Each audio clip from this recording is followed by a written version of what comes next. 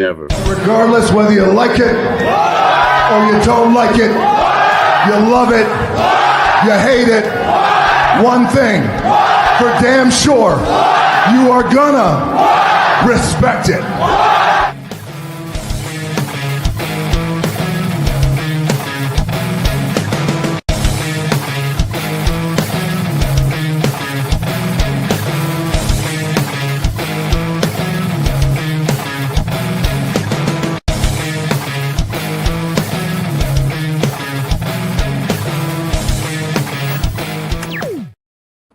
Yo, what it do, and welcome back to All the Gold Podcast.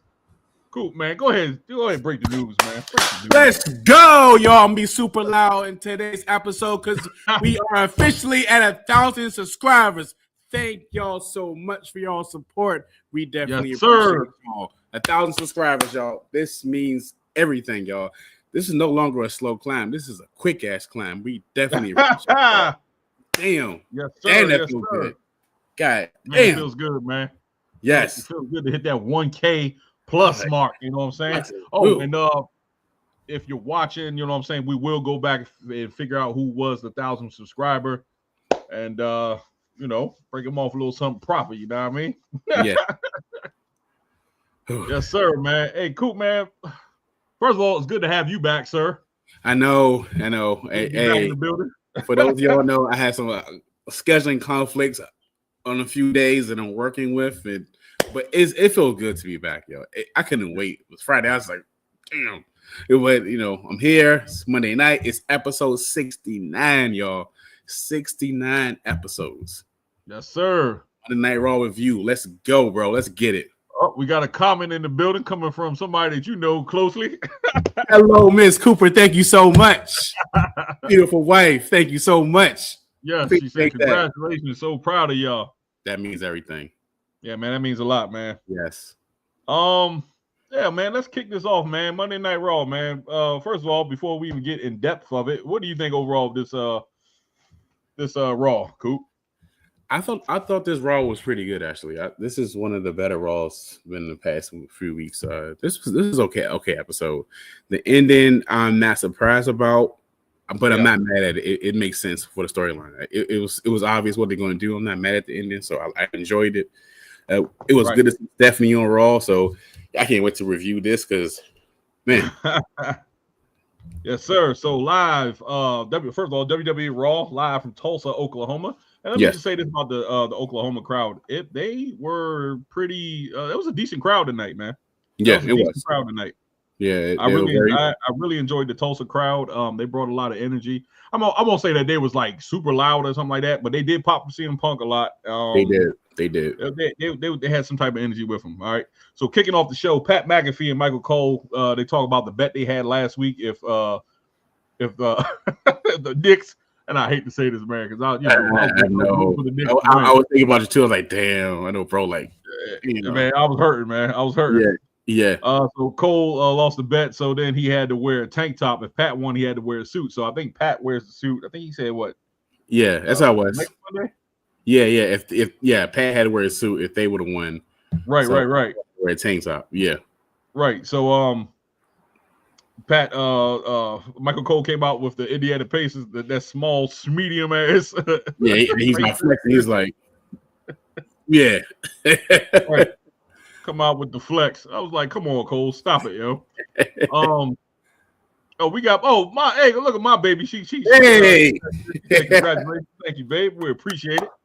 Back to back, wifey gang, love it. Robert Brown, what's up? He said Lafayette, Indiana's in the building. What's popping, y'all? Robert, let's go 1K subs. Let's go. Robert Brown, he said the Punk Rollins feud is getting stale. I'm gonna have to. We're gonna dive into that. Okay. And Kent Swizzer, he said, "What's up, yo?" He said, "Just say yo, but what's good? We're glad you in the building." Okay, what's up, bro? Right. So let's kick this off, man. CM Punk officially kicks off the show. Says it's time for Punk to get some gold around his waist. He calls out Jey Uso and says it's not personal, it's just business. Then he calls out John Cena and says it's personal, and he calls out The Rock. He called him a bald-headed fraud again. And he said, He called him. He called Cena a little bitch at the end. So I think I'm telling you what they're going to do, man. Okay. I think that they're gearing up for a Cena and Punk showdown real soon. I think it's going to happen at SummerSlam. See, to me, I don't think CM Punk is, he's going to finish out his feud with Rollins somehow. I think they're going to have a match. Mm-hmm. But I think they're going to move Punk over to SmackDown. Yeah. And then have him feud with Cena. Because I think it's just like he's not fitting the Raw world title picture for some reason. Yeah. For some reason, I just think it's like a Seth and Jey Uso and Gunther. They're all them three are fighting for the title on that side. I can see your point because when you think about CM Punk, he's more of the other side of his career, like Cena is. So it makes sense. Right. And now that also Roman's on the same path, also like they're on the other side of their career, so it makes sense for CM Punk to be on the SmackDown brand. It makes sense for CM Punk to be on that side because Raw, it feels like these are the younger talent. Even though Seth Rollins is probably around the same age as Roman, but at the same time, Seth Rollins hasn't reached his peak as a character yet. So right where you do get Seth Rollins to have that moment. So there is a point where you can see CM Punk branching off into another feud. So that's what I definitely see your point though on that. So yeah, because I mean I just don't like the setup where it looks like he's always losing. You know what I'm saying? Like it's just not. I just think they're going to move him over to SmackDown. But let me get on with this. Sami Zayn comes out, says Punk needs to focus on Money in the Bank. Says if Rollins wins Money in the Bank, it's over, and that we need you to win tonight. Sami says Punk should win the Money in the Bank contract. He said if Punk wins the WWE Championship or the Money in the Bank, and go for either the WWE or the World Championship. That's what I'm thinking he's referring to. Yeah. There will be a different conversation between them two. And I'm going to touch more on Sami, too, because Karrion Kross made a good point later on. I don't know if you caught that promo backstage, but I kind of, was looking into it. I think it's going to be a Sami heel turn soon, too. So what do you think about that whole promo, Coop? See, I was thinking this, and I was like, when Sami was talking to CM Punk, and I was like, there's going to be a turn that happens. Right. Sami Zayn is going to turn on CM Punk. I just see that happening. You know what I'm saying? So I feel like, are they fighting at is Sami Zayn fighting at Money in the Bank? No, I don't think so. I think that's okay. Yeah. So CM Punk doesn't have a match either, right? At Money in the Bank? I don't think he has a match. So maybe so maybe on the Raw of next week after Money in the Bank, there's a chance that Sami Zayn will turn on CM Punk. So maybe it's a chance where CM Punk loses and you write him off TV for a minute. And so when he comes back, he feuds with John Cena. And then Sami Zayn ended up being the other guy with Seth Rollins' stable. What is his? Did they come up with a name yet? They don't have a name yet. That's crazy. They still don't have a name. There's just the guys. There's just three rogues together. Yeah, So I can see that point. Yeah, so Sami's going to turn eventually. He's got Batman villain gallery. Yeah, that's what it look like. Yeah, he's Joker. Yeah, and Braun Breaker will be Bane, and Bronson Reed will be the Penguin. No, Paul Heyman's Penguin. Let's see. Bronson Reed will be. I would say. Maybe Clayface almost. He's round like Clayface. He is round. Right. He would be. Okay. I got you. I think that's a good one. Alex Alberto G says, hey, I guess Truth didn't think it was April Fool's Day. Darn. Hey, man, we're going to touch on Truth later on, man. And he also said he called him the Dangerous Alliance. I would like to call him the Dangerous Alliance, but I'm not going for that. I think that's a play. I don't even think Paul Heyman wants to call himself the Dangerous Alliance. I think it's a play on a old name. You know what I'm saying? That's what Paul had, back in the day. But okay. I can see the Vision or something like that. That's a cool name, right? The Vision. The Vision. Yeah. I don't know. I'm making up shit. So it gotta be something because it can't just. Yeah. Right. Let's see. Let's move on, yo. All right. Raquel was backstage talking, and Roxanne says, "Is there anything she can do to help Liv?"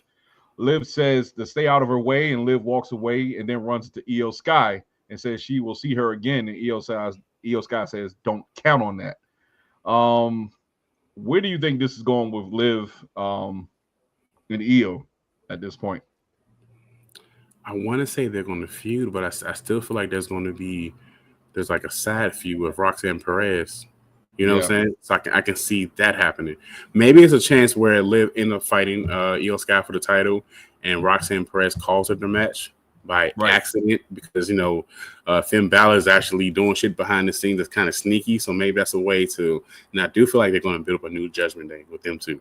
So you can kind of see the wheels turning with that. So I do feel like Liv Morgan is going to get a title shot, but she can get screwed out of that title shot. So this is a way to build up a new Judgment Day, new characters, new feel, because they need that extra something because this shit getting boring. So this is a way it's starting to get real boring. It's starting to get real stale. You know what I'm saying? Yeah. I agree. I totally agree with you on that one. Yeah. Like they need something to freshen this up with. Yeah, exactly. Here's the thing. To me personally, I don't think that it's too many side quests going on right now. If that makes sense, right? Yeah, it makes sense. Like, okay. Money in the Bank, all the women qualifying for that, and then they're teasing something with Liv and Io, and then you have Roxanne that's in the mix right now, and then you have Stephanie just came over. It's just too much going on in the women's world title pictures. Like it's not a solid feud right now. Everything is just knit and pick right now, if that makes sense. Like there's just too much side quest going on with all the ladies right now. So it's kind of confusing, even with Becky and actually Becky and Lyra, they're kind of solid. That's kind of solidified right there. Yeah, they're feuding with each other. But world title picture is kind of like, I mean, you even got Rhea lurking in the background, it's a lot going on. Quiet, so I don't know. Yeah, it's a lot going on. And that's how I feel about Jey Uso. He feeling with 5 people. Like, God damn, he got Gunther right there. You got Seth. You got Cena. You got Sami trying to turn. It's just like it's too many things at one time. Like I don't know if they just doing that just to see. Let's see what direction works. Then we'll go with that. That's what seems like they're doing. Like I don't know. Right. Man. Yo, we got 11 watching right now. Thank you for everybody that's watching right now. If you have any comments, please leave them in the comment section. We will read them live as we're going on, as we're going through the show. Yeah. All right. So the first match is up. Now, after all that talking, you know how Raw do. They got to do a lot of talking before they get to their first match. Exactly. And this is a pretty decent match right here. Stephanie's debut. Let's see. So Stephanie Vaquer, Liv Morgan, and Ivy Nile qualifying for the women's Money in the Bank, the last triple threat for someone to qualify, I guess, if you want to say it like that. It was an awesome video package before the match even started, introducing the Raw audience to Stephanie Vaquer, because a lot of people who watch Raw probably don't watch NXT that's on the CW. So this is a good way. They have actually showed her like young pictures of her growing up, coming up through the ranks. They showed pictures of her as a child. Like I said, they showed pictures of her coming through the ranks, and was it AAA, not AAA, but CMLL, and I think they showed some New Japan footage, if I'm not mistaken, or But anyway, they showed a lot of her old footage, and that was pretty cool to see. And then she had a nice pop when the crowd was chanting Stephanie as she was coming out. So that's how you introduce somebody to an audience. You know what I'm saying? And they're really putting a lot of stock in Stephanie. Yeah. As you can see, as you can tell. Her future is going to be bright on Raw. But anyway, let's get into the match. The women's triple threat match, Money in the Bank qualifier. Stephanie Vaquer, Ivy Nile, and Liv Morgan. Stephanie hits the devil's kiss to both Ivy Nile and Liv Morgan. Liv hits the three amigos to Stephanie, and then the third amigo, she lifted her up and slammed her on Liv. Slammed Liv onto Ivy Nile, excuse me. Then Ivy Nile hits a double German suplex like that was insane. Yeah, that was insane. Damn, I still got that Dangerous Alliance thing up there. Let's see. And then they did the commercial break. Then Stephanie, after the commercial break, she hit a meteor to Liv in the corner, and then she hits that dragon screw leg whip. You know how we talk about that dragon screw that she does. Yeah, the way she does it, it's like the person get legit injured every single time. Yeah, she about to rip your MCL and ACL out. Yeah, like you just done for a season. That's what it looks like every time she does that shit. Hell yeah. And then Ivy Nile, she hits them with a stacked superplex powerbomb, Liv and Stephanie. And then Liv hits a double code breaker to both Stephanie and Ivy when she was on the top rope. That was pretty cool right there. Hit double code breaker. Yeah. Ivy drives Liv into the steel steps, and then she runs back into the ring or slides back into the ring, and then Stephanie hits the SVB on Ivy Nile to win. Overall, like I said, I think this is a good display from all three women. I was really impressed with Ivy Nile in this match too. She held her own with them two, and like I said, man, if they give her a chance, she might be a dog herself. But rather than that, great debut from Stephanie Vaquer. Liv Morgan, surprised she didn't win. I mean, I'm surprised Liv ain't in Money in the Bank, period. But I guess they're going to let Liv play the background for a little bit. And push Stephanie. So what is your thoughts on this match? I love this match. I love the video hype package that they put together before Stephanie came out. Again, this is a way for the fans who don't watch NXT on a regular basis, because that does happen. PEI fans who just watch Raw, just watch SmackDown, or probably just watch Raw. You never know. So this was a good way to them to build the audience up, to see her interest. The way hyped her up, even though I feel like there was extra pyro, everything was just extra for her. And they did. She truly deserves it. It was exciting to see her in Monday Night Raw. I enjoyed this match.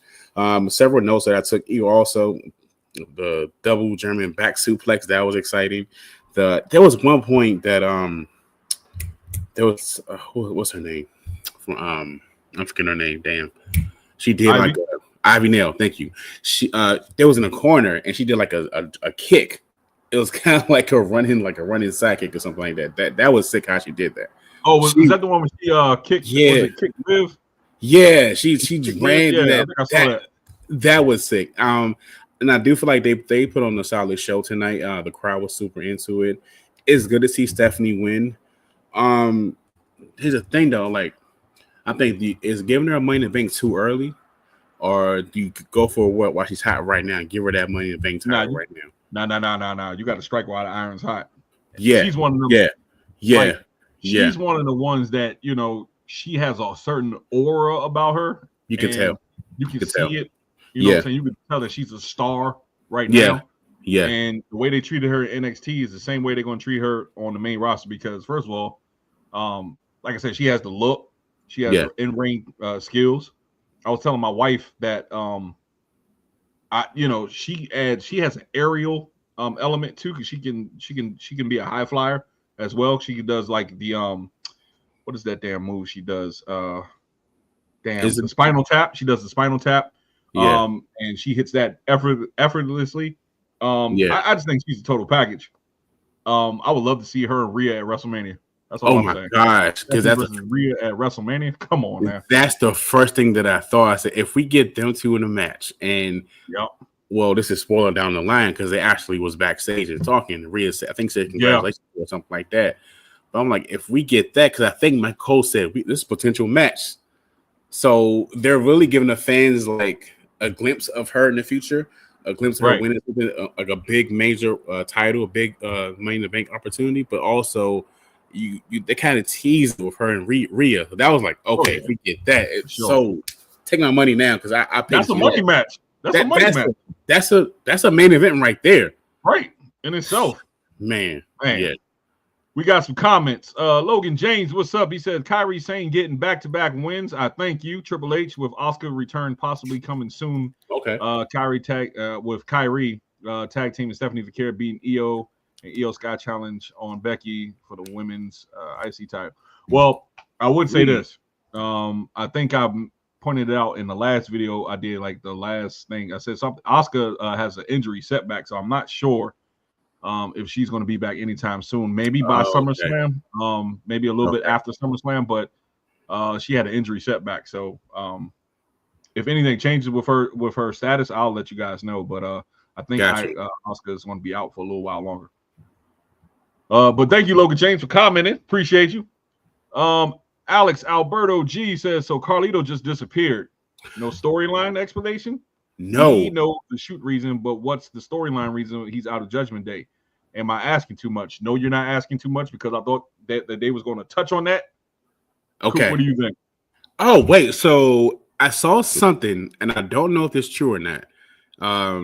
because I guess I'm gonna find out right now. Because when we posted that video about about R-Truth getting released from WWE, somebody said in the comments, like, yeah, Carlito's got released too. Yeah. So I'm like, is that true? Because I kept researching it and didn't pick up steam yet. Well, here's the thing: Carlito won the WWCC heavy Puerto Rican championship, right? His father's promotion, Carlos Colon, he won the world championship there, and they didn't renew his contract. And but here's the thing with Carlito was just getting by. Really, they didn't use him on TV that much. He was just basically there for talking points. That's it. Yeah. I mean, Carlito did what he had to do. He got the money he needed. He did. He had to put his body on the line. Yeah, he did. He didn't do a whole lot. They barely use him. Here's the thing. It's not the same as R-Truth because R-Truth was actually used backstage. We're going to get into it. A lot of segments. So I'm must keep my statement on that. So just we'll get to that. We'll get to that. Yeah, but Alex, yeah, man. Nah, you're not actually too much because I was thinking the same thing. I said, damn, they didn't explain why Carlito was out. I mean, they could have did something where, they could have played an angle where maybe never mind. I mean, they could have played a good angle, man. You know what I'm saying? Like, where he got kidnapped. Something, I don't know, shit. Well, he's out, and they need to explain it. Yeah. Right. Yeah, please don't just have to don't exist. Thomas, he said, "Bop, bop." He killed me with that. Yeah. That's my man, yo. Appreciate it, man. We appreciate you, Thomas. Let's see, but yeah, man. Like I said, overall, man, good match from them three ladies right there. They actually put on a great show. Man, I don't like I said, Rhea versus Stephanie in the future, man, that's going to draw a lot of money, yo. It is. I think that's what the fans really want to see. Yeah, we want to see that, and both of them in Money in the Bank too. That's going to be crazy when they first encounter each other too in the ring. Yeah, it's going to be nuts. So, all right. So, AJ Styles was backstage warming up. Paul Heyman wishes Styles a happy birthday, and I think today is AJ Styles' birthday. Was it today or yesterday? It might be today. Okay, might be today. Today's AJ Styles' birthday. And he said he has a gift for AJ, but talks about Dom and his dirty Sanchez mustache. That was funny, yo. That was funny. And then he tells AJ to forget about the Money in the Bank and focus on the Intercontinental Championship and leave the Money in the Bank to Seth. AJ says he doesn't take kind to threats and says that everyone has a plan until they get punched in their mouth, and then he walks away. And then he pats Paul on the shoulder, and Paul looked like he was in pain. Like I'm like, damn it, Paul. He only just tapped you on the shoulder. Stop crying. Yeah. Relax. Bitch. Call a fat bitch. Right. But yeah, man. Overall, man. AJ is what 48, I believe. He just turned 48. I think so. Yeah, I think so. I'm telling you, man. Yeah. AJ Styles, man. He had a great career. Yeah. I don't think AJ right here. AJ's like, man, let me just finish out this contract. I just want to go home to my family, yo. I think it's like that too. Yeah. He's like, I'm just doing the side stuff. I don't really care about all that. But I mean, people gonna be like, oh well, maybe he'll probably do AEW after he leaves WWE. Let me tell you something. The way AJ Styles be talking, he just want to go home, man. Yeah, he had enough of putting his body on the line.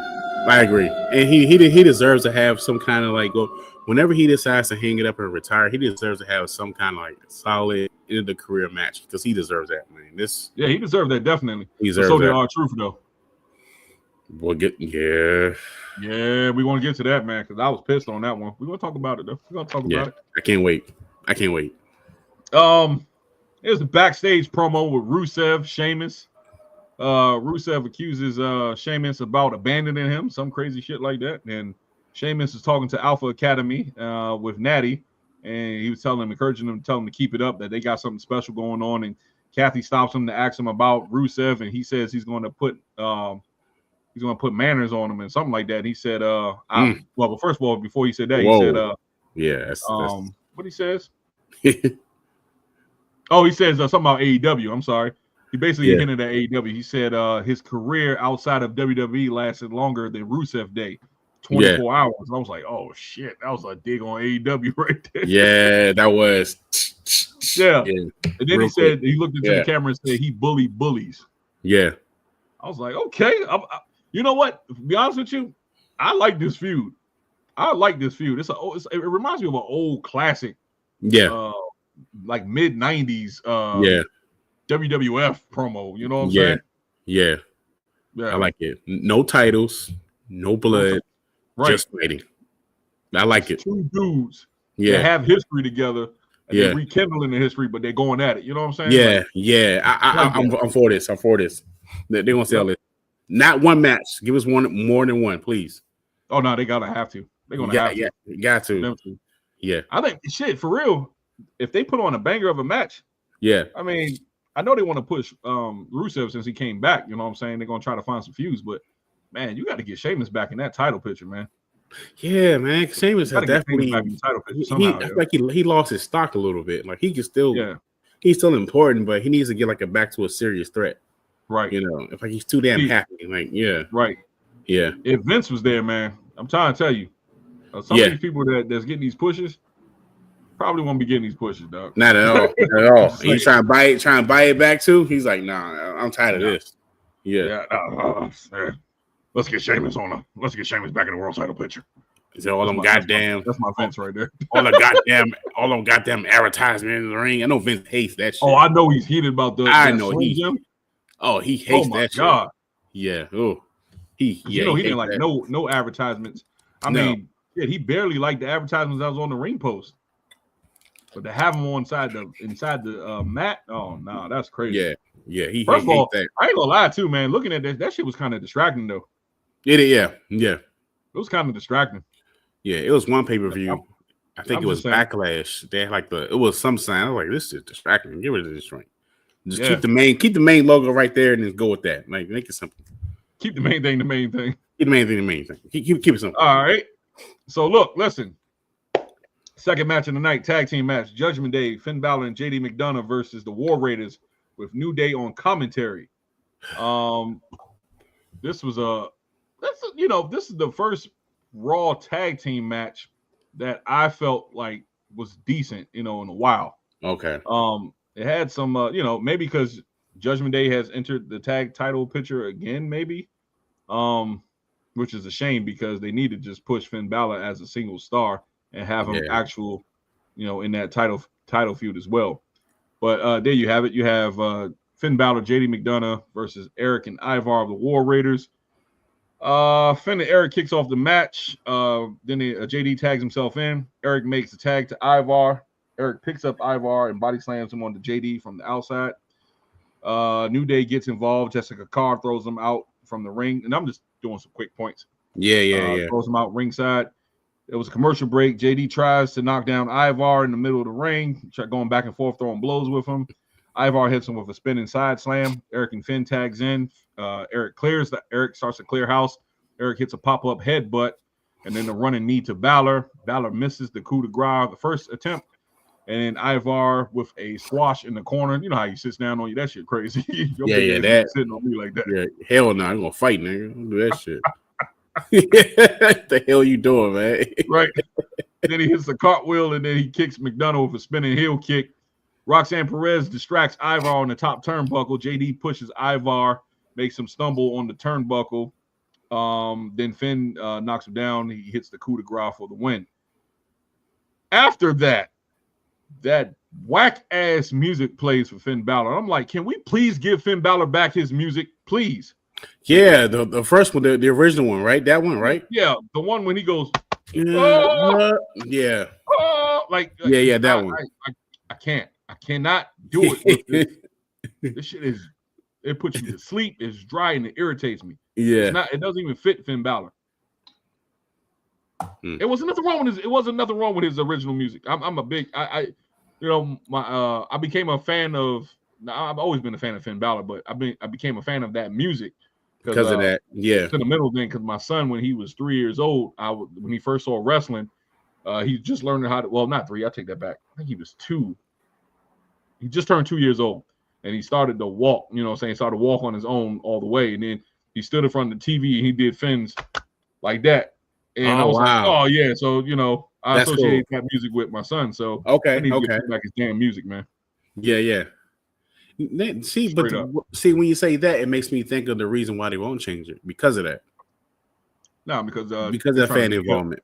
Yeah, because trying to be hip, but I guess he's trying to make the fans still buy into the heel character. Without, if you have that, then that's like Jey Uso turning heel. He's still doing the whole yeet thing. You know what I'm saying? So maybe that's the reason why they want to do that.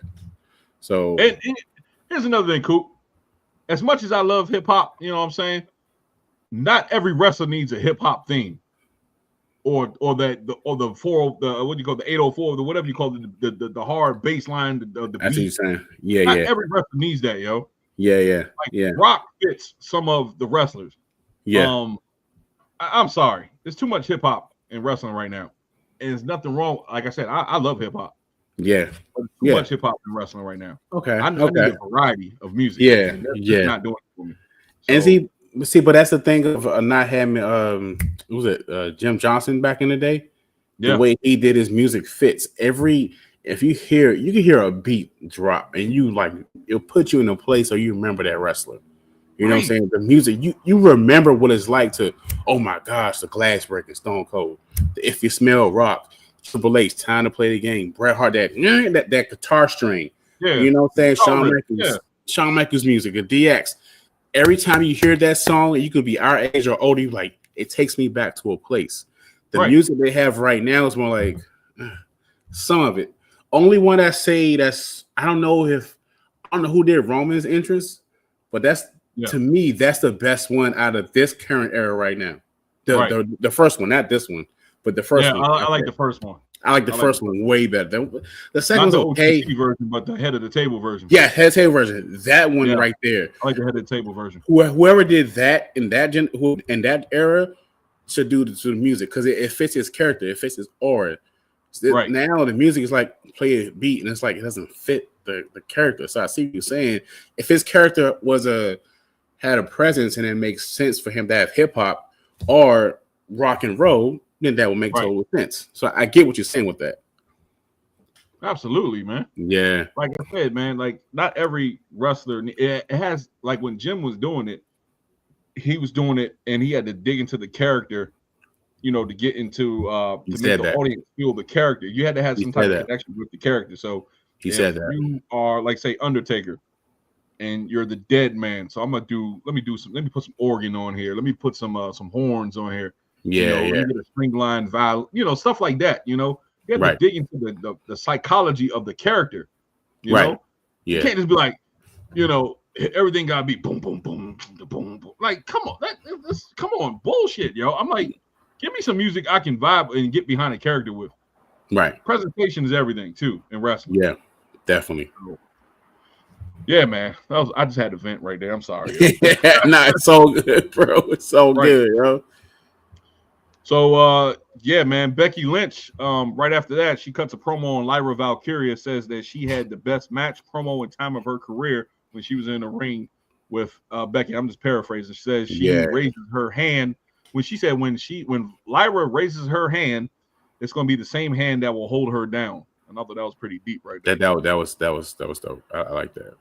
Right. And we're going to get to this part right here, which you said Stephanie Vaquer was backstage with Kathy Kelly, and Stephanie starts a promo, but Rhea Ripley comes into the scene and congratulates her on her victory in qualifying for the Money in the Bank qualifier. Yeah. What do you think about that? I think this is a tease for a future match. They're not going to do it no time soon. Like keep them away from each other. See, what they want them to do is give Stephanie enough time to gain some momentum. You know what I'm saying? Of course, she's right now on the level of Rhea right now, right? But give her more time to gain some more fans because now she's past the casual audience members, right? So now she's on that Raw, which is a big audience.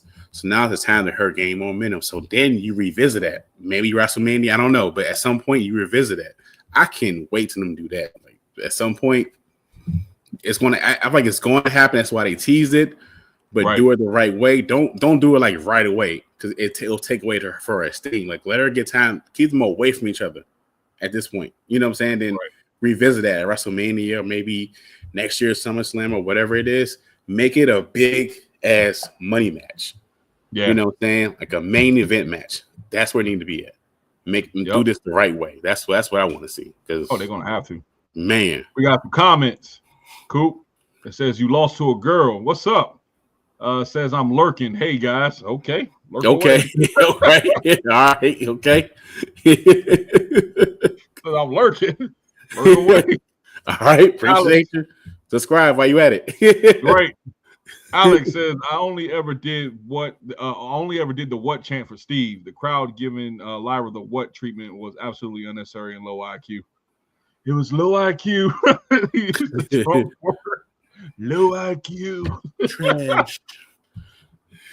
Bigly. You lost the belt like a dog. Hey yo, Alex, I'm just messing, man. No, I go. Yeah, man. You know, yeah, I'm with you though. The what chant shouldn't be for everything, but you know, that's the crowd, man. We can't stop 16,000 from doing it. So it's just fun to do it when you're at the arena. I'm not gonna lie. So I guess I'm one of them, to be honest. But I do it. People are like, I honestly don't care for, but like maybe the segment is not the best, so that's why people do it.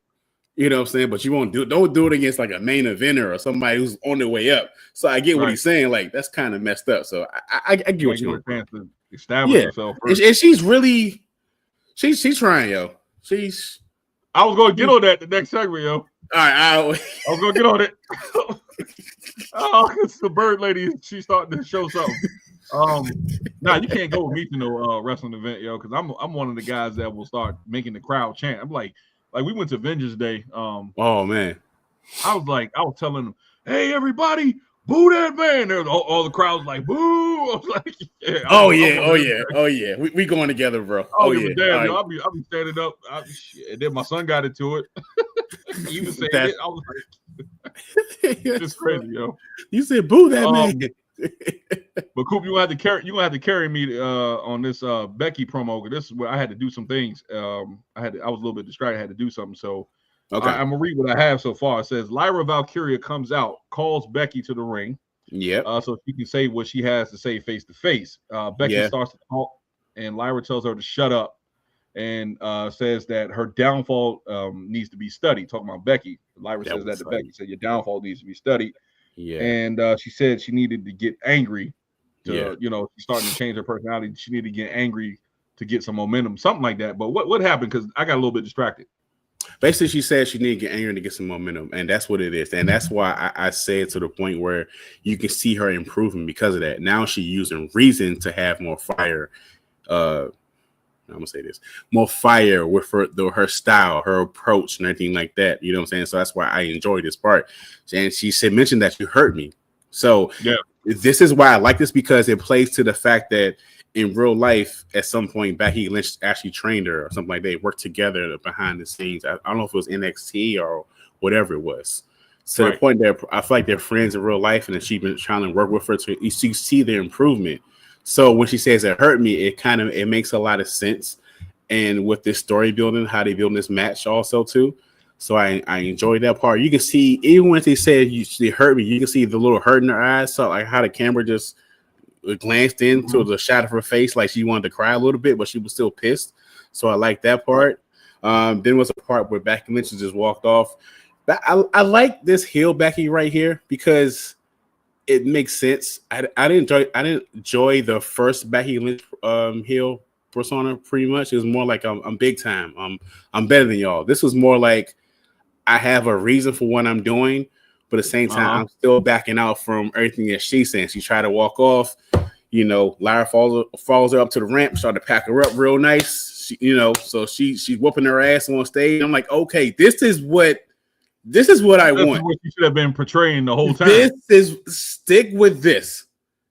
I love this. I love this for her. I love this for her character. I love this for Intercontinental Champion. And I'm gonna say this also, as wrestling fans, whether you watch the WWE, NXT, AEW, whatever you watch, it's okay to dislike something. Right. Okay? It's okay to have an opinion. And we have an opinion on something. A lot of times, the people on the charts hear what we're saying sometimes. Right. And like, oh, really? That's what y'all think? Let's add some tweaks that you never know what's your opinion or something like that. Look at the whole Cody thing. What happened with that? We want Cody. Look at the change. Look at the whole Daniel Bryan thing. Look at that. You know, look how Stone Cold was supposed to be a bad guy. They changed up. So I say that to say, Derek and I, when we first started watching her, we first started a podcast called The Bird Woman. Oh, listen, we didn't like her character, you know. So back when Lynch first packed her up, you know, and I was dogging her, man. You was, and I was too. And I said she beat the 11 herbs and spices out of her. Yeah. You know, and it's I remember saying that, you know, she came out. Only thing I'm gonna say, Lyra, please leave the bird wings at home. Okay. Unfortunately, Coop, you know that's not gonna happen. Please, no more flapping. No, don't do that. Leave that at home. Cockatoo is not gonna leave the bird wings. I'm sorry. She's not gonna leave the damn wings at home. Becky about to fry them wings this weekend, yo. She's about to become a new champ. Back her up, yo. Want to have a 6-piece, Joe? God damn. Oh man, oh crazy, shit. Woo! Oh man. Yeah, man, but that's yeah. Like I said, I got distracted. But just reading a summary because one of the guys that I follow, just looking at what he wrote. Yeah, like basically, this has been a surprising, feud, if you would say. You know what I'm saying? It's more personal, and I kind of like I said, this is solidified. Unlike the women's world championship, right? Mm-hmm. This one is more personal. It's like it's this person versus that person. You don't have all them other distractions. Yeah. And I like this. At first, I was like, Becky going for the championship. But they're making it entertaining because, they're starting to dig deep and playing on each other's feelings. You know what I'm saying? So I'm really, really starting to enjoy it. And I'm really liking to see the character development for Lyra Valkyria. Yes. I thought that she was dry bones. She was. She's starting to show me something every week. Every week is some kind of improvement. I love it. Right. I like the slow improvement. I'm for it. I'm for it. Like Becky is drawing it out of her. And you know what I'm saying? That's a good student and teacher relationship because we all know that they're actually good friends behind the scenes, right? No doubt about that, right? Because she helped, helped her train. And they're both Irish. I mean, they both share that country, that what you call it, that countrymanship or whatever. Yes. So she's dragging it out of Lyra because Becky is the veteran. Yeah. Lyra is more of the rookie because Lyra just got here. You know what I'm saying? Right. So Becky is taking all of her expertise and knowledge and drawing out the character development from Lyra Valkyria. And I really, really appreciate that because I said, I was dogging her because like, damn, Lyra don't have no personality. She's drowned. Yeah. But Becky is like, I'm pulling that out of you. If I have to take this time, if I have to beat you down, I'm gonna take this out of you. You're gonna get this. You know what I'm saying? That's a good student-teacher relationship. And I really, really respect Becky for that. You know what I'm saying? You really won't, people in her position who's already established, you really won't get that vibe from them. Like they want to help the up-and-coming stars. And Becky is really reaching down low and bringing her up. And she's going to make a star out of Lyra one way or the other. She is. And big up to Becky Lynch for that, to add to both our points, this brings more prestigious to the Women's Intercontinental Championship now. Yes, it does. Yes, it does. It makes it way more important. So I'm hoping they do the same thing on SmackDown somehow because that belt, I like that. They got to pull that shit up. I can't. Yeah. And like I said, it's nothing against Vaquer personally. It's just that she's just not believable as a champion. Yeah. Yeah. Alex, you got another comment. He says, will we see Bayley at Money in the Bank? Here's the thing. I would love to see Bayley at Money in the Bank. Bayley is one of my favorites, but the thing is, I don't know. Maybe we will see Bayley after Becky wins the championship. I don't see them. Oh, you got Becky winning? I got Becky winning, I got Becky winning. Maybe Bayley would do a run-in spot towards the end. Well, you know what? Maybe not. Because okay, here's the thing. If Lyra wins, Becky can't challenge for the IC championship no more. But if Becky wins, only thing Lyra has to do is just raise her hand and acknowledge that Becky did it. Becky whooped her. So, but she still can go for a rematch. So that's how you get. So that's how you get another match out of them. I see that point. Yeah. I got it. Okay. So I actually see Becky winning. They get another rematch, or maybe a triple threat with her, Bayley, and Becky. Yeah, because that means she can still, challenge for the title. So I mean, it could go either way. Becky can interfere and cost not Becky, but Bayley can interfere and cost Becky the match, and there could be a triple threat at SummerSlam maybe, or Night of Champions in Saudi Arabia. I don't know. Or you could do something like where Becky wins a match. True. See that right there. So what you could do is have Becky win the match, but she win the match kind of in a dirty way, where she end up packing up Lyra, right? Maybe she's off for like a week or two, little fake injury. You know what I'm saying? And then during that time, that's when Bayley comes back counting for the title.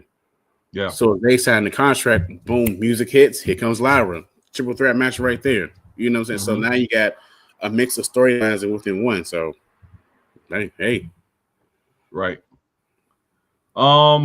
Yeah, man. So only time will tell. Thank you for pulling me through that one, because that's the one I got distracted. Also, you this one too, because a Penta promo I didn't catch, but I know he cut a promo. I was looking at it on TV, but I had it on mute. So what happened with that one? There's different language. Oh, but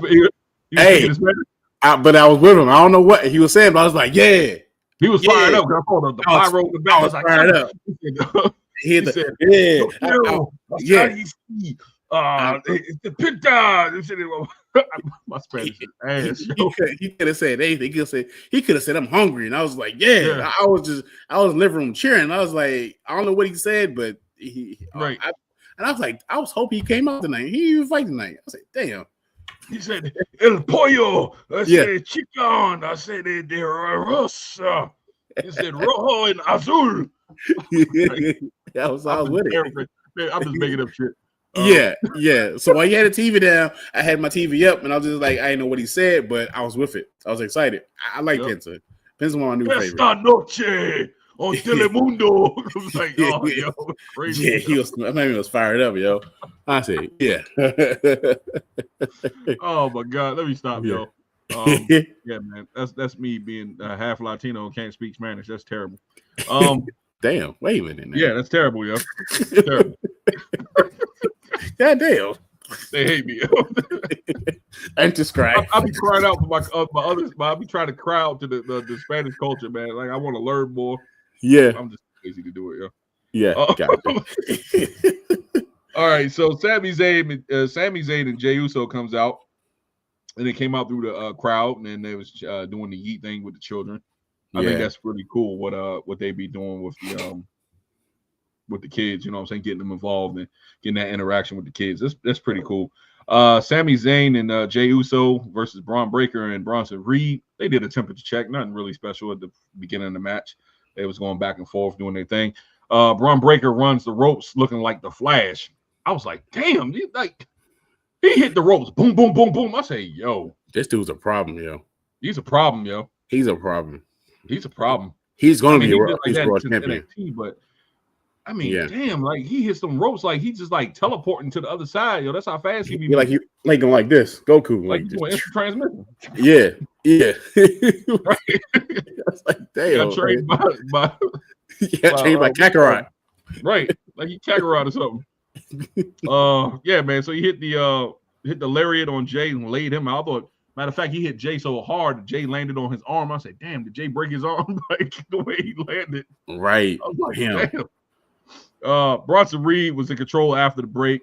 He was mauling Sami Uso. Sami hits a tornado DDT on Reed to take him out, and Jey made the tag to Jey. Excuse me. Breaker hits Jey with the double knee breaker. Mm-hmm. Breaker hits Jey with the double knee. Excuse me. Breaker then he hits Jey. He hits Jey and goes for the running lariat again, but Jey catch him with a super kick.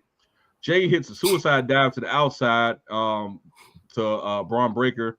Seth comes out to Reed and Braun Breaker. Excuse me. Seth comes out with the stomp. Ref calls for the DQ. Breaker lays Sami across the announce table. Reed tries to attempt tsunami, but Punk comes out and make the save with a chair.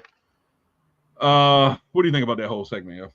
I like it. Like I said, I think I said this last week. This is the first time where I like Seth Rollins' heel character because it's making me hate him. You know what I'm saying? Yeah. The character, what he's doing, not the person, of course. But Right. what he's doing. You know, I thought about this when I saw Braun Breaker and Bronson Reed come out and say, damn, these guys should have the titles. They should have the title right now, yo. Put these guys in the tag team title picture right there and have them whip everybody ass, have them dominate.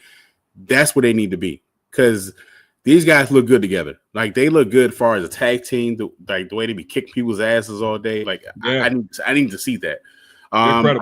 They're very credible. And then you're gonna have Seth Rollins going for the title at some point. He's gonna get it. So this is a time where Seth Rollins he's not the chicken shit heel that he was the first time. You know what I'm saying? But he's afraid. He's the heel like you don't like. A heel's heel will whooping your ass in a sense. So that's what it reminds me of. Like, he's a little bit of, I say, maybe Edge a little bit in a sense, the way he does stuff. Right. And that's what it reminds me of. You know what I'm saying? Yeah. It gives me that vibe. I definitely enjoy this match. This is a way for them to continue the storyline with CM Punk and Seth Rollins. And I still feel like Sami Zayn is on the cusp of turning heel. I'm still not sold on him being I'm not buying 100% baby faces. It's just it's something there. Like they're not telling us. You know what I'm saying? So again, I'm not a fan of Jey Uso being involved in like 10 different feuds at one time. Mm-hmm. He got too much on his plate. He got Gunther next week. He still got Cena this weekend. He still got Sami Zayn lurking in the background, maybe going to turn on him. He still got Paul Heyman saying things to him on his side. So it's just a lot within this whole segment. I like the tag team match. It started off super slow at first, though. I was like, God damn, pick it up. You know what I'm saying? It's like, damn, pick it up. I'm not a fan of slow starts on certain matches, especially on like free TV, but it did what it needs to do. Tell a story on for further in tonight's show. Right. To me, man, and looking at it in a different perspective, especially with the Usos, that how can I say this? Jey Uso right now at this point is like, to me, he's I don't want to say transitional champion, right? But I know he's not going to hold this belt for long. Okay. He has too many distractions. He's getting pulled. He's in the tag match with Cody. He just did a tag match with Sami. Not thinking, and Gunther made a good point. You know what I'm saying? And I'll talk about that later on. But Gunther makes a good point. Like, he's getting pulled each way, you know? And it seemed like they're not really. They made him champ because maybe you know, he has like a following. He's bringing entertainment to, you know, everybody behind him. The universe is the WWE universe. But to me, it's like his promos, when he cuts his promos, it's not there for me. Okay, you know what I'm saying? Like, so it's only saying four letters, one word. Like, come on, man. Like, I need some. Like, you need to dig in to your character more. You need to get a little bit more aggressive, but you know, I don't know if they don't have the confidence in Jey all the way to cut a decent promo without you know, doing the yeet stuff. Okay, but sometimes, you know, when you have those distractions, you have to have that aura, that mystique of a world champion, and I feel like he has that, but it's like just missing something. You know what I'm saying? Like, something missing from his repertoire right now. Like, I can't put my finger on it right now. No, I get what you're saying as far as relying on catchphrases. So if you think about like The Rock, how he had, if you smell, it doesn't matter, and know your role. How his character did rely on the catchphrases, but at the same time, when it's time for him to say something important, he said what it is. Now, if you look at later in his career, he doesn't rely on those catchphrases too much. He kind of says what he needs to say. So a lot of people will say he can't talk on the mic. He can still talk on the mic. He just doesn't.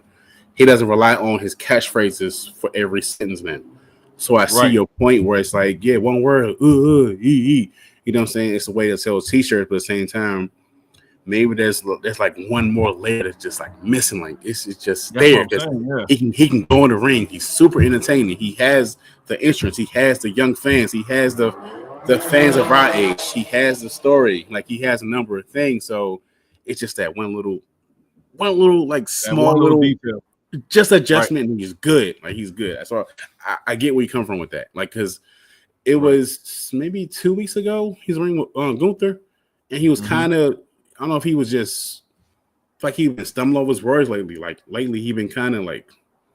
I think he was out of breath when he was stumbling across his words. He did say that when he goes down to the ring and it's a long way to the ring from the steps, and he does it. And sometimes he'll do it twice. And by the time he catches his breath, it was one segment. You can tell he's just like trying to catch he might got asthma. He might got asthma. He's probably not telling anybody. He probably got exercise-induced asthma like I have. I know that's like I had that. Yeah, I feel you on that. So yeah. He'd probably be like, he probably do so much activities that his, it's hard for him to catch his breath and some shit. Yeah. Alex says, I'd rather have Jey Uso with the belt than Damian Priest last year. And then he said, let me clarify.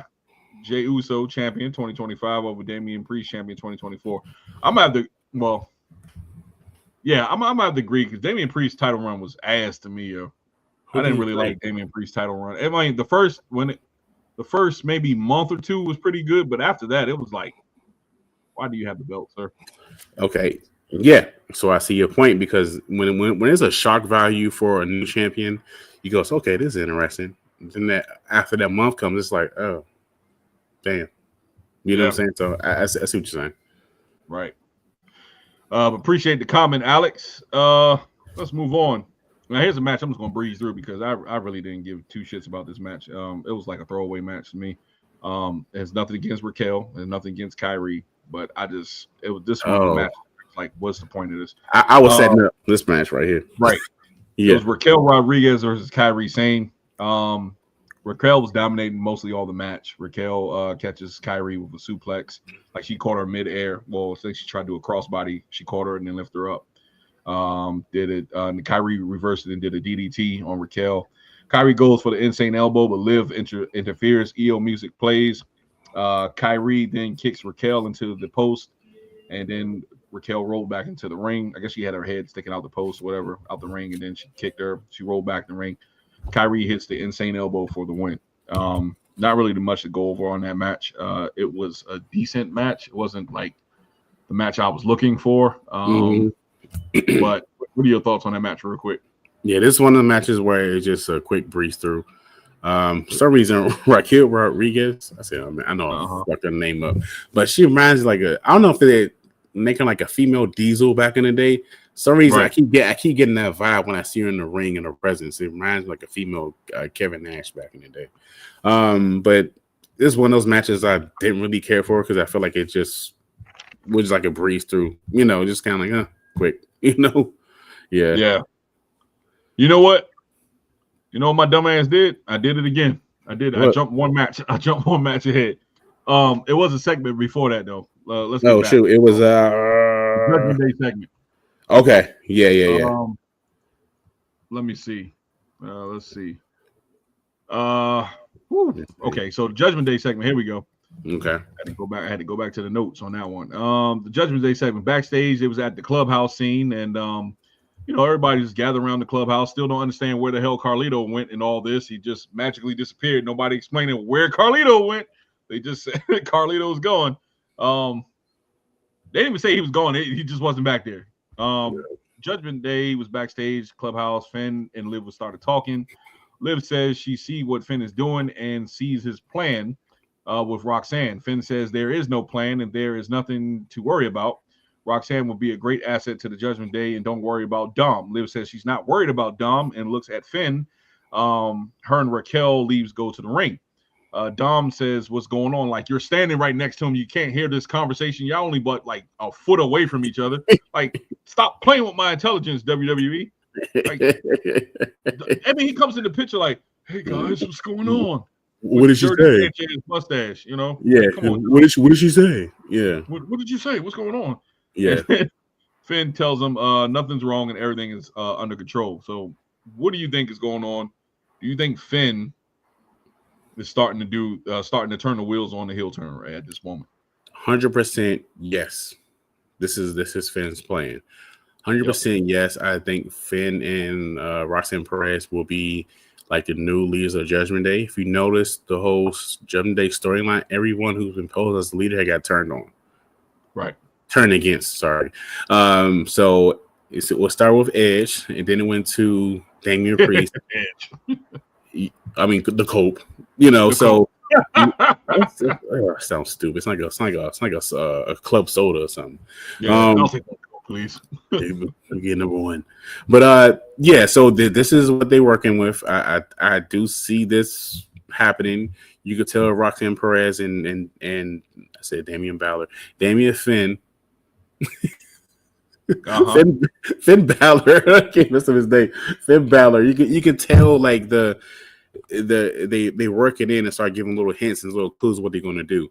So Finn Bálor and Roxanne Perez are going to turn on either Dominic Mysterio or Liv Morgan somehow, in some way. I don't know how they're going to do it, but I see that happening. Maybe you get a match maybe it's a tag team match between them four in SummerSlam, something like that, and somehow they end up taking over Judgment Day. That's what it seems like. I like that.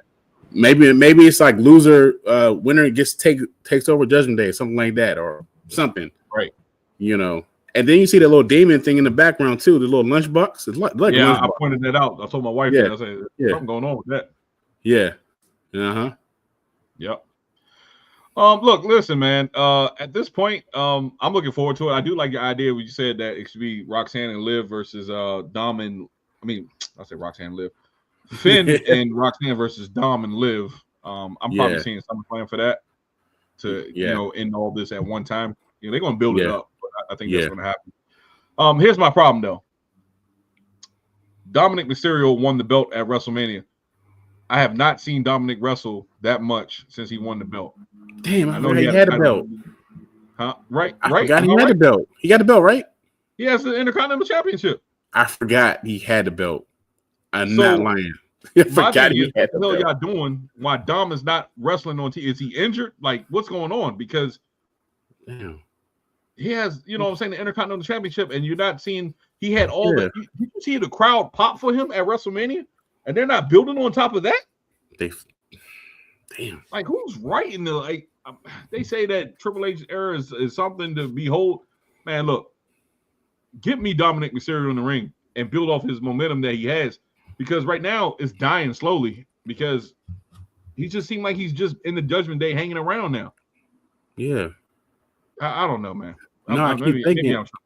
No. You're not tripping because I don't remember the last time you actually been out in the ring. I know you fought Penta, I think, for the title. Maybe like the Raw after WrestleMania, and it was like a triple threat match also. So maybe it's like 2 matches, but that was April. Uh-huh. We're in June. Yeah. God dang. Yeah. Yeah, that's wild, yo. That's wild. Dang. Yeah. That's a wild take. That what I'm saying. Dang. I need to see Dom wrestle more. That's a damn thing. Yeah. Yep. Thomas has a comment. He says, Damian Finn, the new wrestler. You sound like R-Truth. I guess he clouded on you, group. He said, Damian Finn. I take that with Damian Finn. Damian Finn. That sounds like it's like an old slave name. Hey, Damian Finn, where you going? Damian Finn. Let's see. Okay, so here we go. We got another segment coming up. There's a lot of talking points in this one too. Yeah, dang. I didn't realize that. We had this segment backstage with Karrion Kross and Sami Zayn.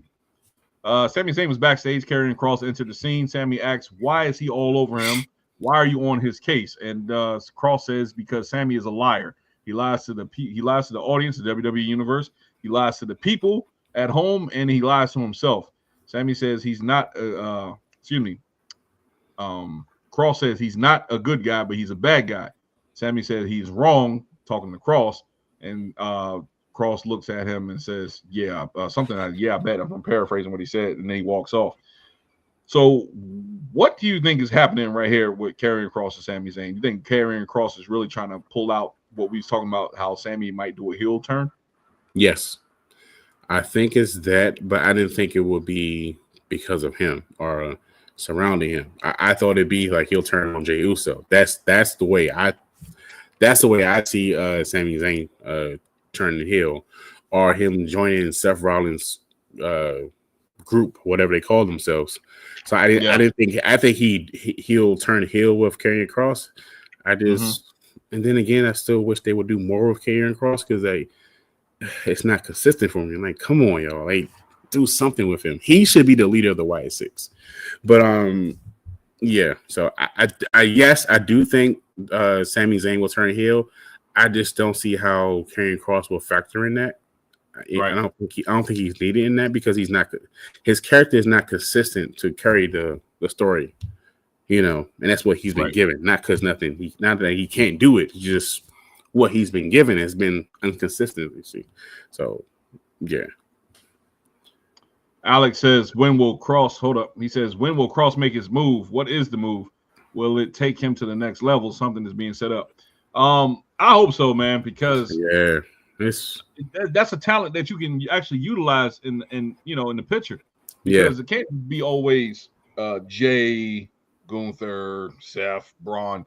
You need to develop a star, somebody else, right? To counter what you have going on as far as these other established stars. You need to bring up some more stars. Like I think Karrion Kross is a good example of who you can elevate to the main roster. I mean, not main roster, excuse me, the main event scene, and have him he don't have to go for a title, but have him cause some chaos within the main event scene. Yeah, definitely. Yeah, you know what I'm saying? Definitely. Yeah. And I think it's time for them to establish. Like he was a hell of a NXT champion. Like it's not saying that he don't have the skills.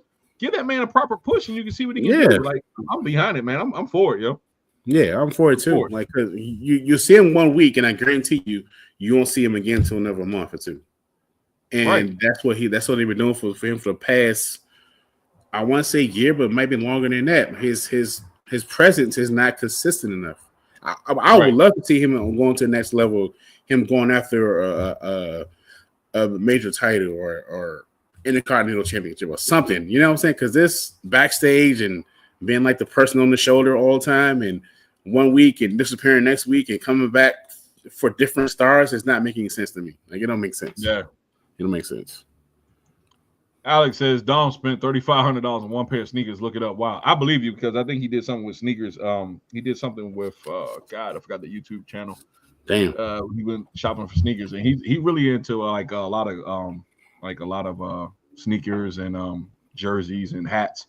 He has actually Dom actually has a collaboration with Lids with some hats. But yeah, I'm pretty sure he did spend $3,500 on a pair of sneakers. He's still young. You know what I'm saying? That's what young boys do. They get the sneakers. Yeah, if I had it, I'd buy it too. I ain't gonna lie to you. I still love buying sneakers. Yeah, exactly. Yeah, man. So yeah, I think Kross, like I said, Kross is one of them underutilized talents that can be really disruptive in the main event or the upper mid card. So hopefully we'll see more of Karrion Kross in the upcoming future. Here we go. They did a video package of Jey and Gunther backstage. I mean, backstage. They did a video package of Jey and Gunther showing their rivalry and since WrestleMania and stuff like that. That was pretty cool to see. Jey was sitting in the locker room, and Gunther comes in, and he basically says, yeah. So he basically says that Jey's being pulled each and every way, like we was talking about earlier, right? Yeah. And it's too many directions, and he's making it easy for him to regain his World Heavyweight Championship. And he'll see him next week. Jey then grabs Gunther by the arm and tells Gunther 3 letters, 1 word, tap. So I'm like, damn, that's the shit that we getting from you? You're the World Heavyweight Champion. These are the promos that we're getting you for. I'm like, yo, come on, man. Yeah. Come on, man. Y'all playing with my intelligence, man. Yeah. So what do you think about that whole thing, Coop? I enjoy Gunther as a heel. I enjoy Gunther as a champion. I do see your point where the promo that Jey is getting is really lackluster. And and again, I'm gonna say this because if it's a short, watch the whole damn episode. Right. The thing is, it's not that he can't cut a promo. It's not that he can't talk. It's just what he's been given has been like really short. You know what I'm saying? It's like you're arguing with somebody you got beef with, and they say all this to you. You're like, yeah, 1 word. It's not making any sense. I I feel like he's got every single thing. He got the image. He's got the look of a wrestler. He has the athletic presence of a wrestler. He has the finish moves. He has the athleticism. He has the ring entrance. You know what I'm saying? He has the catchphrases. He has the merch. It's just that one missing part. And I feel like that one missing part is him having more of a better back and forth dialogue with his feuds. You know what I'm saying? Right. More of a better dialogue with his feuds can add more intensity with his rivalry. You know what I'm saying? Like there's that missing part. It's not that he can't be intense. It's just that missing small little thing that he's missing with that character. Because it, for me, it's like, yeah, Gunther said a whole lot of stuff like how you show up as a champion, how you lead with your head, how you lead with your heart, not your head, and all that type of stuff, right? So Gunther being up and telling him what he thinks about him, but he's doing it in an intimidating way, in a calm way. So you grab him by his arm, you say one word, tap. I want him to say, get into the character more, get into the thing more. And I was thinking, like, as far as his first title run, it's a test run to see how he's going to do as champion. You know what I'm saying? Right. With Logan Paul, this is a test run. The crowd loves him. People love him. We still like Jey Uso. It's just a little bit more. You know what I'm saying? Just a little bit. Just a little bit, you know? Alex says Gunther has one factor you forgot that will bite him next Monday. Goldberg. Yeah, I don't know. Yeah. At this point, man. Are they setting up a Night of Champions? This is what we getting? Night of Champions. Gunther versus Goldberg. I don't know, man. We'll see. Hopefully, Gunther doesn't take the title from Jey at Monday Night Raw in Phoenix next week, and then challenges, and Goldberg comes out and challenges them for the World Heavyweight. I don't want to see that, but I don't want to see Goldberg in the title picture. It's not. It's not believable. Time came and gone, sir. No.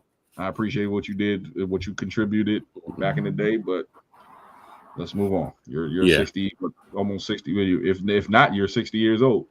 No. Yeah, I'm done. I don't want to see that because the match is gonna be 2 minutes long. Yeah. What's the point of that? Hell no. Nah, please don't. I'm done with squash matches unless it's like you're building up a new character. Let's get right into this because I want to touch on this R-Truth shit. Okay, bet. Too long. Men's Money in the Bank qualifier match, triple threat match. El Grande Americano, AJ Styles versus CM Punk. Let's see. Hold up. Let me see. Make sure I got that the graphic. Oh yeah. Yeah, I gotta make sure I put that photo up. Yeah. Damn. Oh, here we go. I'm just gonna copy that one right there. Is it WB being real stingy about their photos tonight? Yeah, they been real little cheap tonight, yo. Yeah. Being a little cheap. But yeah, here we go. Let me see if they pulled up. That's all I got right here, but this is what we're gonna use. Boom. All right, so they laid everybody out. Let's put it like that. So El Grande Americano, AJ Styles, CM Punk. Punk tried to take off El Grande's mask at the beginning. El Grande he hits a front flip to Punk on the outside, taking him out, and then after the commercial break, AJ Styles did a back suplex to El Grande. Punk did a diving elbow to AJ Styles. Crowd was chanting, he is Gable, and it was like, no, he's not, which is, I'm getting so sick of that shit. Here's the thing. This is real quick. Chad Gable gets 2 qualifying matches where Karrion Kross couldn't get inside the Money in the Bank qualifier. Oh, damn, he did get 2. He had Chad Gable, and now he's doing it as El Grande Americano. He did get 2. Come on, man, this shit ain't making no sense to me, man. They playing with people, man. Yeah. Crowd was chanting, he's Gable, no, he's not. HA hits the DDT and the Scorpion Death Drop combo to both Punk and AJ Styles. AJ Styles hit one to El Grande and CM Punk. El Grande hit an ankle lock on Punk. AJ with Styles clash onto El Grande and the pin, but Punk breaks the pin. Bronson Reed and Braun Breaker pulls Punk leg, and Jey and Sami came out, try to make the save. AJ takes them all out with a springboard dive from the top rope. AJ then goes for a phenomenal forearm, but El Grande headbutts him and hit him with the implant that he had in his mask with the and gets the win on AJ Styles. Now, this is what pissed me off. El Grande qualifies. Okay. Why?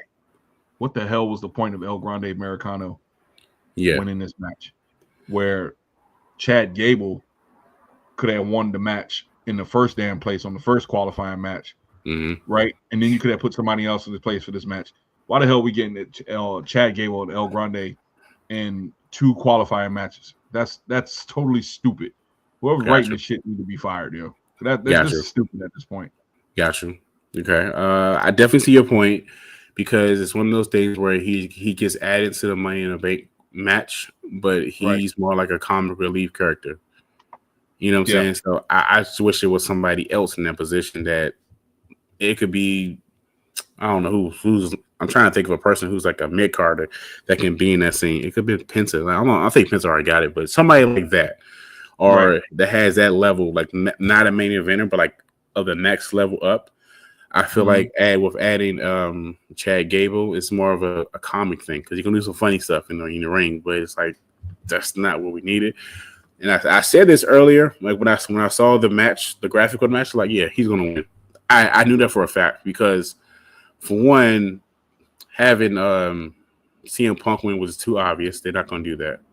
CM Punk doesn't need that win at this time, I feel like. So I already knew, like, even if they try to make CM Punk win, there's going to be interference. That I already do know. So it's like, I'm not surprised at this. Am I happy with it? No, but I kind of seen this coming. It's one of those things where, like, I don't like it because it doesn't fit the character for Money in the Bank. It doesn't fit the storyline. He's not a legit threat to win it. So that we do know, So yeah.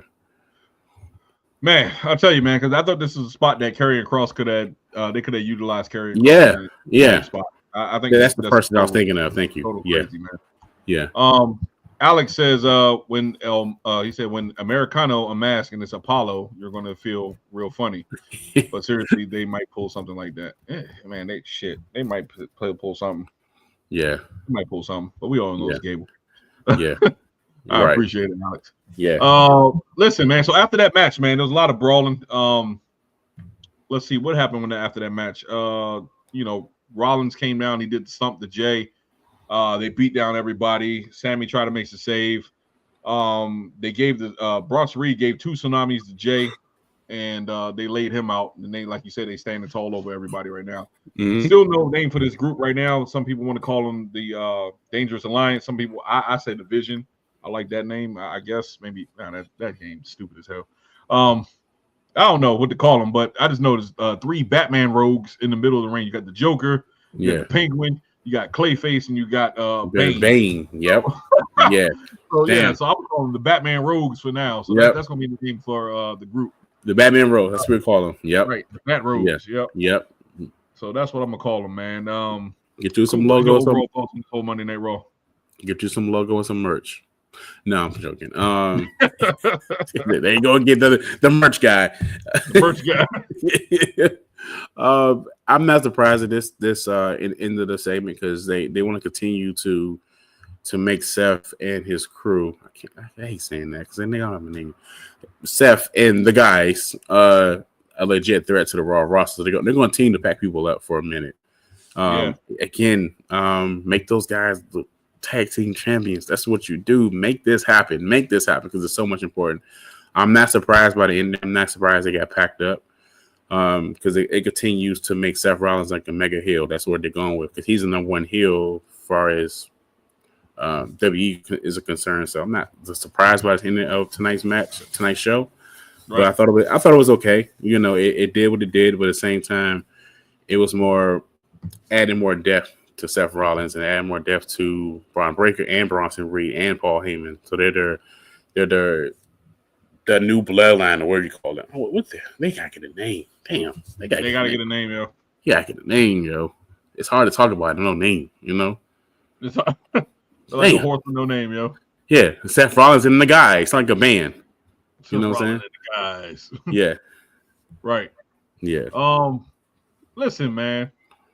Overall, man, I think that this was a pretty good Raw, man. I think that this was a pretty good episode. There was a lot of talking points in here, but I think the qualifying matches was pretty solid. Only match that I really didn't like was the Only match I didn't like was the Raquel and Kairi Sane. I thought that was probably just like a intermediate, so when you go take a piss break or maybe get some popcorn. Like that, yeah. But rather than that, I would give this Raw probably like a solid 4. It was really good. Shit, Alex got another comment. He said, my worry about the ladder matches is who. Oh shit, I can't even read right now. Oh, speaking of that, I get my glasses tomorrow, hopefully. My worry about the ladder matches is who of the 6 men and 6 women is going to jump off 20 feet in the air and go through a ladder. Somebody's going to try some risky spot. Penta, Stephanie. I don't know, man. Who's in it? Those women that's in that match, those are like they're not the hardcore type. Maybe Stephanie, but I don't see Stephanie doing that shit. Stephanie, Rhea, Alexis not going through no ladder. No. Naomi, no. I don't know. They might surprise us. Naomi might surprise you though. She looked like she reckless though. Yeah. Naomi might surprise us. Yeah, so it might be Naomi as I can think of. I can't think of who else in the match, so it might be Naomi. Out of the men though, I got Penta doing something crazy. Penta, yeah. I got Penta doing something crazy. Maybe El Grande.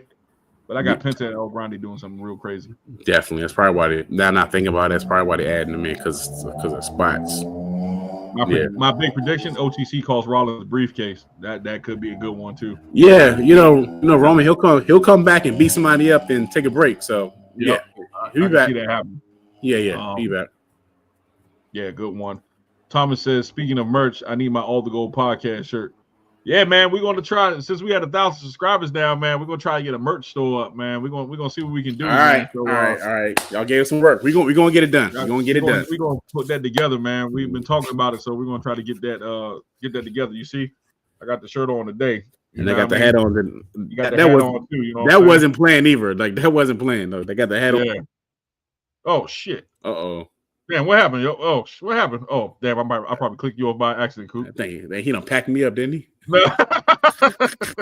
Said pack him up. I was trying to show everybody. It's all good, bro. Yeah, gotcha. You got me right there. You got Coop on this side right here. Mm-hmm. You know what I'm saying? All the Gold podcast. You know what I'm saying? You see the shirt right there. You see the merch. I wear it all the time. We also got the sweatshirts too, but it's not sweatshirt season. Except for you YNs out there, y'all probably wear them sweatshirts all the time. You know what I mean? That's why. Don't be representing. Yeah, YNs out there wearing hoodies in 90-degree weather. I'm like, damn, like they make me want to throw up when I see it because I know they be hot. I know they be hot. Yeah, dang. Yeah, but yeah, man, let's because I want to spend. I know we're an hour and 22 minutes. This is longer than what we usually do, but yeah. We got to touch on this, man, because we got to. R-Truth, man. We got to touch on R-Truth real quick. Yeah. Ron Killings, man. First of all, I'm gonna go ahead, Coop. Go ahead, start it off, yo. Go ahead, start it off. All right, so this was it Sunday? I think it was Sunday. Yeah, yesterday. Yeah, yes, it was yesterday. So yesterday, I just happened to scroll, Instagram, whatever, just happened to click on it. So R-Truth got released. Anytime that we get news from that, we try to take our time just to make sure it's legit, So we both texting each other, was like, yo, R-Truth got released. I was like, wait a minute. You were just on Saturday main event. How I feel about this, my honest opinion, I hate this shit. It pisses me off. Right. And then it's a thing of, I'm gonna say this again, like I said this early in the show, but I didn't go deep in depth in this. When you are a wrestling fan, whether it's Raw, SmackDown, whatever, any show, right? And you love these characters, even if they're not a main event, you like the character, you like the person, you like what they presented. So when stuff like this happens, it's legit reason to be upset. It makes sense. It's not a thing of being negative. It's a thing of being reactive because everything of R-Truth has been given Ron Killings, and he's been given. He has turned into gold. Anything that you given, like he's very entertaining. Every time you see him backstage or in a match, he's always making the wrestlers crack, right? But he can actually wrestle. He can actually go in the ring. He's actually athletic. You know what I'm saying? Some people say, "Oh, he's not a main eventer." R. Killings has had the world title before. It wasn't WWE, but he has had the world title before. This guy is a hardworking man since the early 2000s. and probably beyond that. And that's the reason why a lot of us fans are pissed off because of what this man is one of those blue collar workers. He's not asking to be in the main event or asking to be in every show, but every time he shows up, he actually finds a way to make this shit work every single time. You know what I'm saying? So because crazy, the reason, I don't know what the reason is he got released, and it's still shocking to me. Now they saying that Triple H is behind this. I don't know what the hell they doing at TKO. You know, I don't know what decisions they making to releasing people. Now I get to understand if it was a while ago when at least they released several wrestlers, and he's like, okay, it makes sense. Because why did it make sense? Because it's like they're not shown on the shows. You don't see them backstage. You don't see them at Raw. You don't see them on NXT. So it makes sense. And good luck to him. And of course, good luck to R-Truth. R-Truth was predominantly on a lot of shows. Right. Was he in the main event? No, but at the same time, he's still one of the wrestlers who deserves his respect. I was hoping that he'd get like some kind of farewell send-off. I don't know. See, and another thing is, I don't know if they knew that, and that's maybe why they gave him the Cena match. And that's why he had the Cena shirt on, saying this is the last time it's now. I don't know if that's a thing also. And a lot of people saying it's a work. I don't think it's a work. And here's the thing. With me saying that, I want to be totally wrong. You know what I'm saying? But I don't think it's a work at all. If it's a work, you'll hear his name. They'll announce his name to the point where the crowd today was chanting his name. You know what I'm saying? And that's going to continue to happen. This might be a situation where WWE hands going to be forced because people are going to continue to react, especially in those big market cities like New York or Boston, Chicago. What else? I want to say LA. DC, maybe LA, definitely LA. So you're going to see this more and more. You're going to see people reacting. Like people are going off about this because how it's so shocking and how he had a continuous role on Raw. You know what I'm saying? He was with Judgment Day. That was super entertaining. You know, he's been like crazy, man. Like I've been shocked. I'm still irritated, but you can go ahead, bro. Like, this is crazy. Bro. Hey, listen, man. First of all, when I heard the news Sunday, I mean, people make it seem like R-Truth passed, you know, God forbid, you know what I'm saying? But yeah, like that's how somber it feels, you know what I'm saying? Like, you don't feel right. First of all, this man has gave you 17 years when he returned to 17 years because he actually, like you said, he did a stint as K-Quick, left to go to TNA, then he came back. Yeah. You know, he came back to WWE. 17 years. Yeah. Altogether, maybe I would say altogether 20 years, right?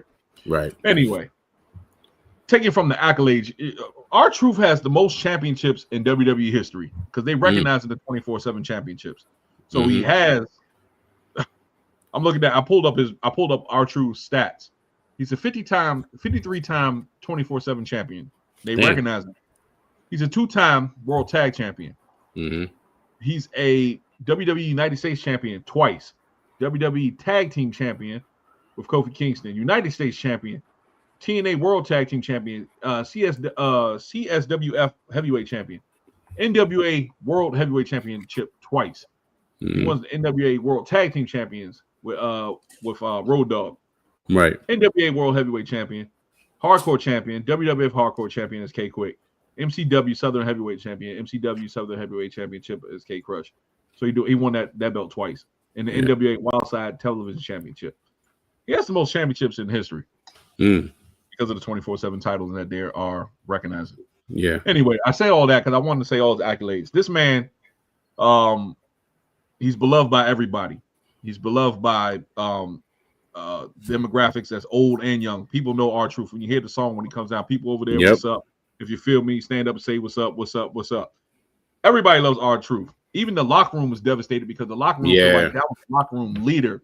Yeah, he's one of the guys that was pulling up the young stars as they came up and mentoring them, telling them the ropes. You should see some of the comments that some of the wrestlers were saying that he's going to be missed in the locker room because he gave a lot of guidance. I know Jacob Fatu was one of them. Carmelo Hayes was one. Bailey. There's a couple of them that came out and said some good things about R-Truth. Natalia, mostly all the wrestlers did. And I'm just saying what I know off the top of the head because I didn't pull it up. And I don't feel like reading all the comments because, by now everybody should hear, already heard. Right.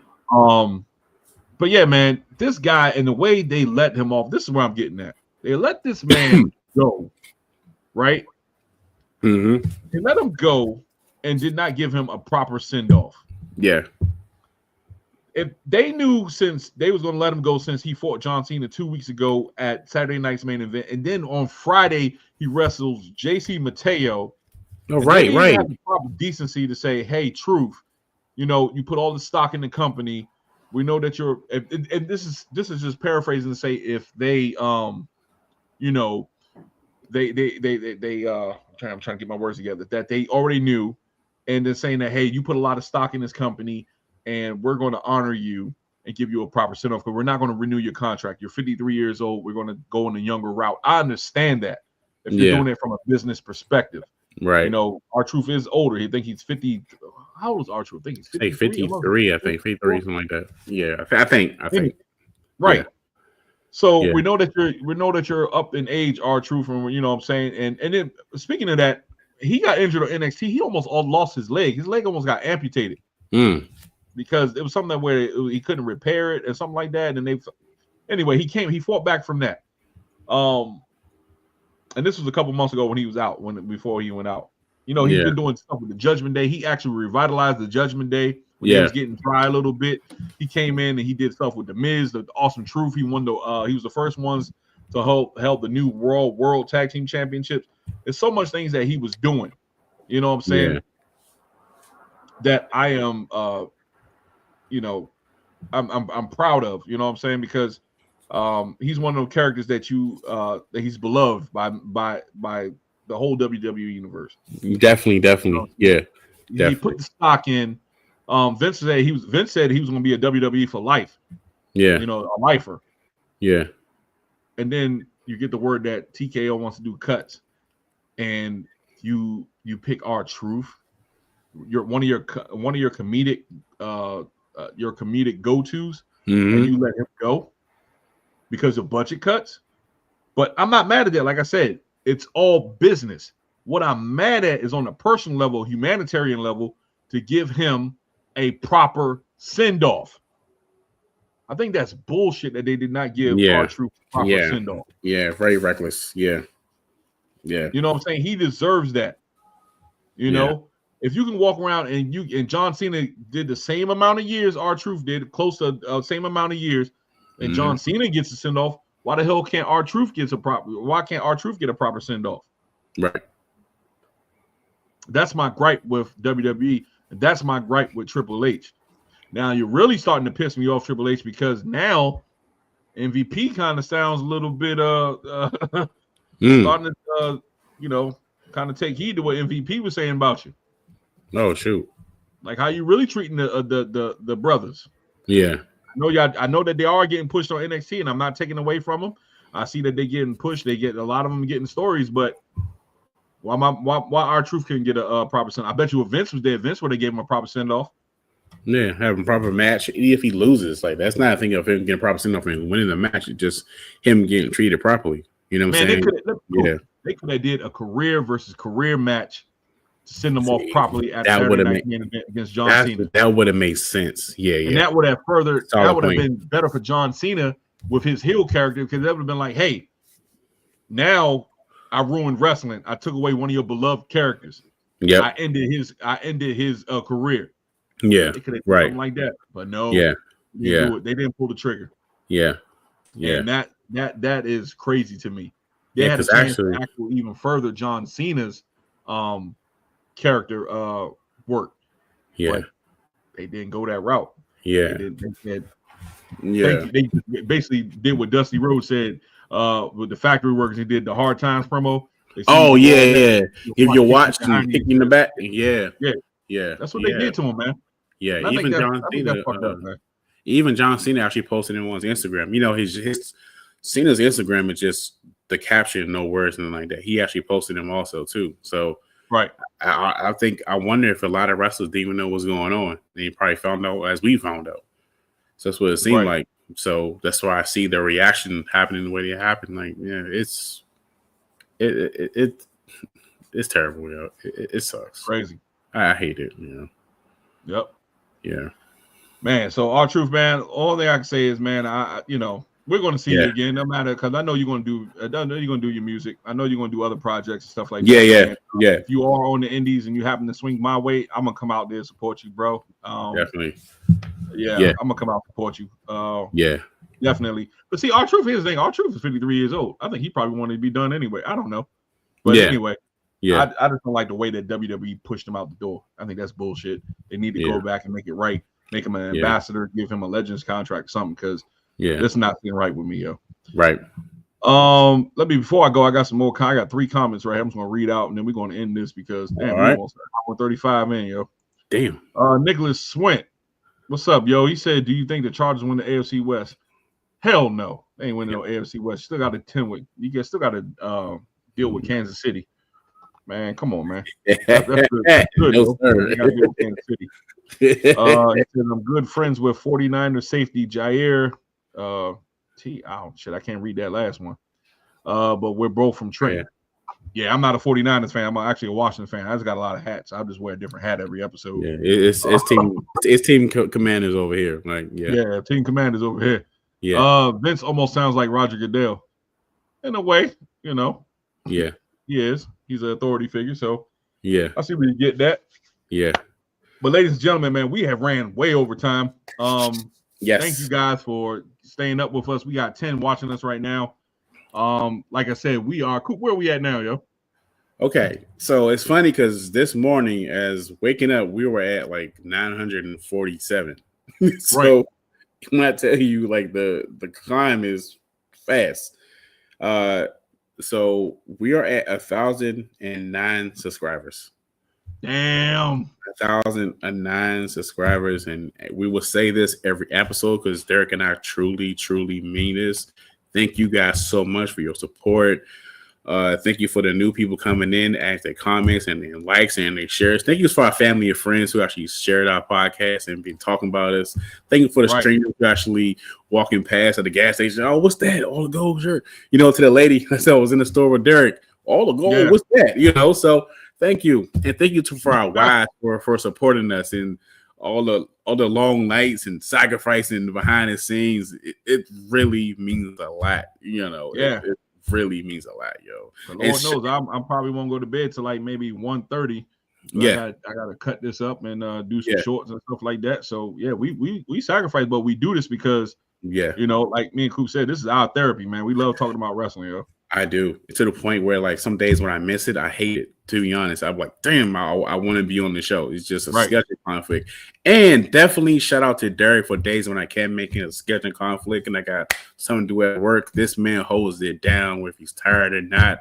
I tried, man. I tried. No, he's been modest. He's gonna be modest. So I'm gonna just give him his praise anyway. He gonna take this compliment. Definitely appreciate him for holding it down, man. Like I tell you, I couldn't pick a better tag team partner in this. So we killing it. We're on the way. We're on the way to 1 million. We're gonna get to that point again. Thank y'all so much every single time, yo. Yep. Thomas hit us with a comment. He said 1,000 plus. 100. Bang, bang, bang, bang, bang. Jack on it. Thank you, Thomas. Appreciate you, bro. Yeah, man. Like I said, Coop, we back here tomorrow night live. Yes, sir. With NXT. We're gonna be live Wednesday. We're gonna do Dynamite live. We bring back the top 10 this Friday, right? Yes, top 10 this Friday. We're going live on SmackDown and top 10 wrestling promos of all time. Top 10 is back this week, and it's not just WWE. It's WCW. NXT, TNA, whatever we want, and I pick. And for those of you watching your show, pick your top 10. Put in the comments. Yeah, tell us what it is. And a merch store coming soon. We're working on it, yo. We working, so we definitely appreciate it. I got some. I forgot what it's called, man.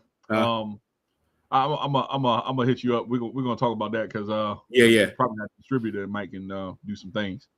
There we go. Hey, let's go. Yeah. Old distributor. Yeah.